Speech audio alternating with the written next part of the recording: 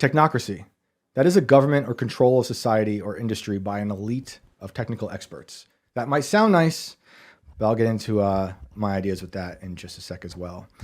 So basically, the vampire technocracy is these vampires, the Teals, the Musks, the Ellisons, the Altmans, building up this society where they've basically turned it into a technocracy. But I think it might already be a technocracy. I think we're just now seeing it become very unavoidable. It's very in the open. And these people are like hell-bent on creating a digital utopia through all their private cities, through this idea of living forever, through, you could, and I understand those short-term benefits of like, hey, you could put this thing in your brain. And for like, how do you feel bad about giving a blind person sight? It's amazing. Well, that's like how Palenteer, if you look it up, they're examples of use that are put out there. Yep. Are based publicly for public opinion to be generally like, okay, because like, listen to this. It's like the product, and this is examples of use for Palenteer. Products have been used to uncover human trafficking rings, find exploited children, and assist in financial crime investigations. Now, on the surface, it sounds great. Like a banana split. Right. It's a sundae with sprinkles on top. That's Totally. fantastic. No, you know what? I like this. That's good. That's exactly what I want. I want them to find child trafficking rings and things like that. Yep. But they're not going to put up there all of the other sides of that coin. Right. No, Like- because you are just a product to them now. And like, yeah, those things are great. And I also want to break up all the trafficking. I want to return all the kids that have been missing, stolen from their families. But I think I don't even think it's that far into the future. Not that far into the future. This kind of thing turns into the social credit system that China has, right? Where they're reading your mind with like the thing Meta is building to translate your thoughts into images. They want to be able to have you on your best behavior, like we saw Larry Ellison say, who's from Oracle. But I also want to say real quick, there's a lot of like alarmism. I'm an alarmist when it comes to this stuff. I'm constantly being like, this is bad. The future is going to be bad. And I could be totally wrong. Mm-hmm. I hope I'm wrong. And sometimes I hear myself say, I'm like, do I sound like the climate alarmist? Do I sound like someone who's worried about the poles shifting? Do I sound like AOC worried about cow farts? I do worry about that sometimes. Like Cow farts? Yeah, no, I don't worry about cow farts. I do worry about sounding like AOC, sounding like a Cow alarmist. farts keep Shane up at night. It's the methane. It doesn't, I'm on the Save the Cows team, man. I gotta keep those cows safe. But like with the AI stuff and these guys, we are seeing in real time how fast AI is changing. It's rapidly changing. The people behind the scenes, or some of them behind the scenes, some of them are public facing, are worried about it. And it's not like thinking about the ozone layer. We're like, oh, wow, there's a hole in the ozone I should worry about. That's more abstract. Like we're looking at people who I don't think have ethics building death machines. Yeah. And I really hope I'm wrong, because someone would say, well, the AI and all this stuff is a tool. Sure. And it should be objective. Totally. But it's being built by super flawed, very subjective people who are, I think, super dangerous to society, to humanity. They're anti-human. They're anti-God. They want to build gods. They say these things. Elon has said he used to say we're summoning the digital demon. That has since changed to summoning the digital God. So I just... God sounds nicer than demon. Right. That's part of the rebrand. Because God offers forgiveness. Right. But demons don't. Demons are here to torment you. We don't want to sound like demons. No. We want to sound like God. I think that's all part of the rebrand. It is. Kind of like how the UAPs have been rebranded. UFOs to UAP. It's been sanitized for mass acceptance. Yeah, we have to wash off the last 50 years of societal debris that has covered up. Yep. Like, seriously, it makes total sense. The first thing you want to do when you're trying to recover as like a failed business or something is rebrand. Yep. Put out a new set of things, show that you have changed as a company, and you are ready to rejoin society as this new company that's ready to serve you, and we're going to be better this time. Because a lot of these places were the ones behind a lot of the most dystopian measures of COVID. Like Palanteer is one of them. You know, a lot of these, you know, all of a sudden Zuckerberg's rebranded into like a guy who, well, I think we talked about that when he was surfing. Well, he wasn't really surfing. He had I forget the name for that like fake motorized surfboard he's on with the American flag, looking like he's all cool now with his new haircut and gold chain. Oh man. Like, this guy was censoring everybody off their platform. People lost a lot of money by being let off, and like they destroyed all dissenting opinions during one of the worst times in recent history. And now here we are with these people. They're a part of this administration, which I voted for because I agree with most of them, except for this. This is bad, and like a lot of these people from the AI world, a lot of these tech vampires are telling all of us that this is like the space race, and I think that's true. I think this is a lot like the space race. We are in a race with other countries to develop the best AI at an insanely quick clip. But I actually think this is worse than a space race. You have to believe in space, first of all, to want to buy into that. But I digress. Didn't Katy Perry prove it? Dude, are you not satisfied? She went it was a glorified airplane. It was a glorified airplane, and it was like pre-filmed. And she came back. She might not even have survived because whatever Katy Perry came back as, that's not the same person. We've seen her cloned a few times at this point. Yeah. You remember the eye thing? When her eye twitched. And she's like touching like the secret button underneath her. It was Tom Cruise readjusting his face mask. Well, and she came back and started hanging out with the Kardashians all of a sudden, and like you've seen Kris Jenner recently, so she looks terrifying. Yeah. Oh yeah. Yeah. They're all scary. They're all transhumanists. Drinking the blood for sure. Yeah. These are all transhumanists. They want to live forever. And I get that idea. Death is crazy and scary. But I'm going to take it back real quick for some context. We're going to time travel back to Canada in the 1930s. You guys ever hear of Joshua Haldeman? No.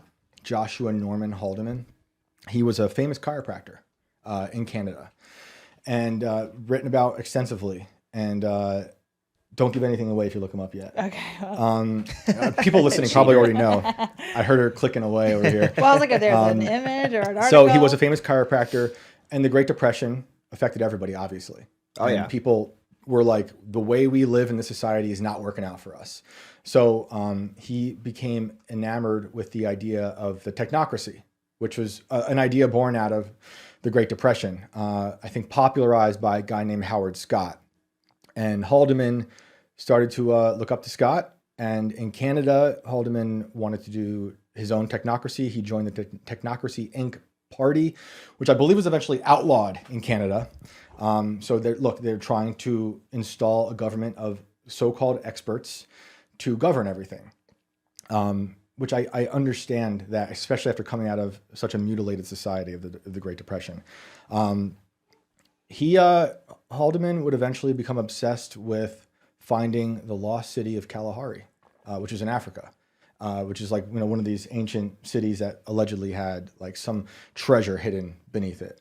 But he's an interesting dude, and there's some things he said. Although I don't agree with the technocracy thing, there's some things he said that I did agree with. He self-published a book sometime in the '60s. I'm going to read some from it now.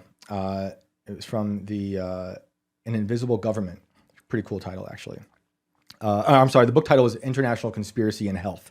And he talked about the invisible government, which he was against fluoridation in water, mandatory milk pasteurization, and mass vaccination programs. I'm for that. Let's get rid of those things. Totally understand that. So the idea to Canadians, probably like most things to Canadians, became scary.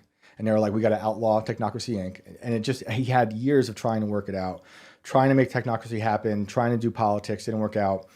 And the story's murky about whether he was chased out of Canada or he left because it wasn't working out. But, he eventually had to leave. But he was obsessed with this idea of scientific management, efficiency, which I understand. Scientific management is good to know, I think, just because it dates back to the Industrial Revolution, which ties so much into what we're talking about today. It was made by Frederick Taylor. It's also called Taylorism, and it's basically about turning humans into machines. How can we make the factories the most efficient? So a good idea, but like the long-term risks, it ends up dehumanizing everyone and turning everyone into just a cog in the machine. People who ended up really liking Taylorism and scientific management were Lenin and Mao. They eventually mutated them into their own versions of scientific management.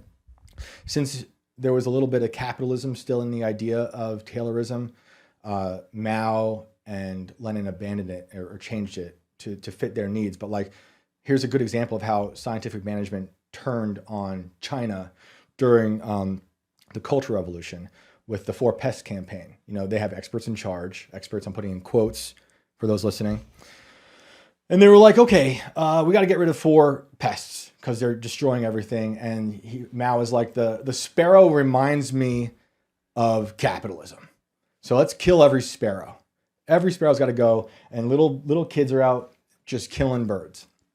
They didn't understand that would cause a chain reaction of the birds would eat the insects that would eat the crops. So once you get rid of the birds, the insects take over and destroy the crops, which had a lot to do with the huge famine that took place during Lord the have Cultural Revolution. mercy. Isn't this common sense? Well, That's the law You're an of expert. ecosystems. yeah, you're an expert. They didn't If see you it mess coming. with one thing in an ecosystem, My it disrupts God. the balance. And also, you know, I should say, some people could say that FDR adopted scientific management with the New Deal because it was like widespread micromanagement to help fix the economy, which didn't really work out because it took World War II. Well, no, and they were getting people in on this too with their own ideas too, and it was mainly, you know, that 1% that was back then, like was it Henry Ford that implemented the 8-hour a day, 40-hour work week Yeah. Oh, yeah. He's for interesting pumping too. out manufactured vehicles and things like that because Yep. they wanted to get it booming. So thank you, Henry Ford, for making us all work ourselves to death. And it's all connected to this idea of scientific management, and like you're being micromanaged to death. You can go look up all the lawsuits that happened between like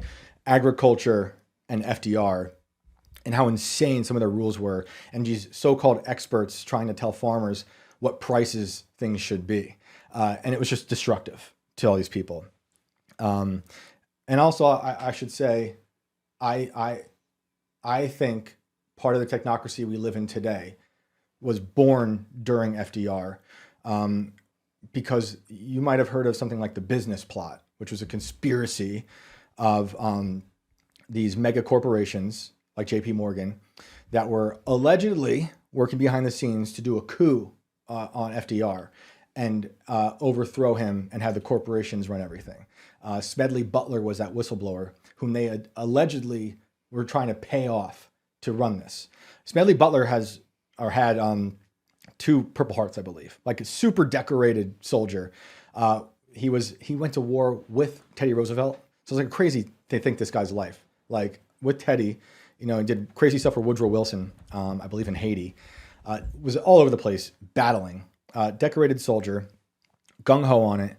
But then he became disillusioned with the war racket. I believe the book he wrote was called War is a Racket. I could be a little wrong with the title. I even though he blew the whistle on that stuff happening, nothing ever happened. No one got in trouble. And the rumors are that the corporations kind of did a backroom deal with FDR. He was in power for quite some time. And those companies made a lot of money on war, as companies do, like Palenteer, and all these other ones we're going to go through. So I think that's been going on. I think that's been happening ever since. You see what happened with Biden. You see what happened with this whole conspiracy to keep him to the illusion of Biden was like a person and he was alive. Whereas like all these different people were around him, the auto pen, people, he was a puppet for corporations, for other people behind the scenes. I think this has been going on since FDR. That's my opinion when this probably started. So I'll take it back to Joshua Haldeman. Okay.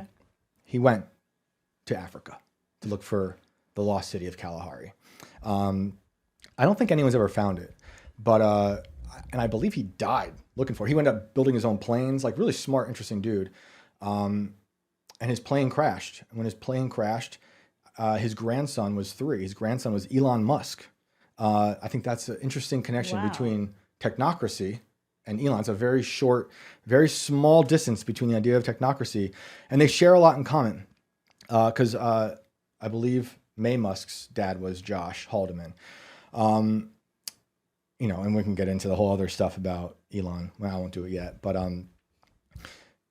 that is very odd to me that a guy who believes in the experts and elites taking over had a grandfather who was so deeply embedded in that world of technocracy. And I am so against technocracy, and I keep seeing it pop up. So that's why when I saw the Palantir story, I'm like, this is the next phase of all that. That's funny because that goes back to that hereditary thing that we were talking about at the beginning. Yes, exactly. That's like, hey, some of this stuff just gets passed down. It's in you. It's in you. And like, look, Elon's also an adventurer.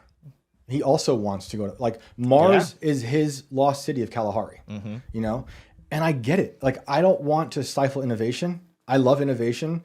I love progress in the good sense of the word, not the way it's been mutilated by the left. But like, I love this stuff. Look what we're doing right now. I'm surrounded by this stuff. It's amazing that we can talk to you guys from all over the world, and we can be in here and broadcast this. It's amazing. But again, it's the risks down the road that are going to keep scratching away at what it means to be a human.